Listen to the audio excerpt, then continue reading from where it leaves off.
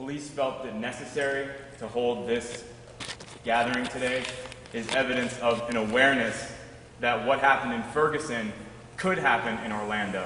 Because what happened in Ferguson, in my view, was a natural response from a community, the black community, that is under assault, under siege by the police in that city, in this city, in Miami, in St. Petersburg, throughout this country every single day.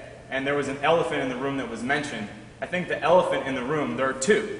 One is the fact that every 26 hours, a black person is shot by the police in this country. And 1 out of 8 people in prison on the planet is a black man inside this country. Over half the people in prison in the US are African people, mostly for nonviolent drug offenses, when the vast majority of drug users and sellers are white.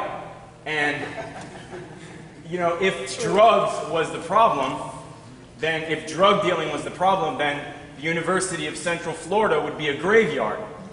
And it's clear that there are two realities that exist in this country.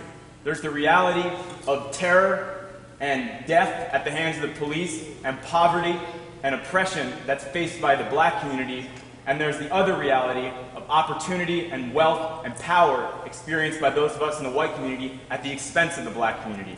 The other elephant in the room is the fact that this gathering has been used to silence the voices of the family of one of the victims of the Orlando police, Tavon Grayson, who was victimized, and again, they said because he was inebriated, something to that effect, which again, if inebriation was just cause to shoot somebody 8 times, UCF would be a graveyard.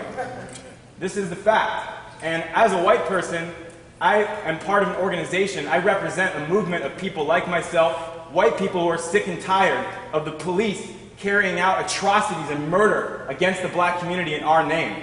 And we say, not one more black life.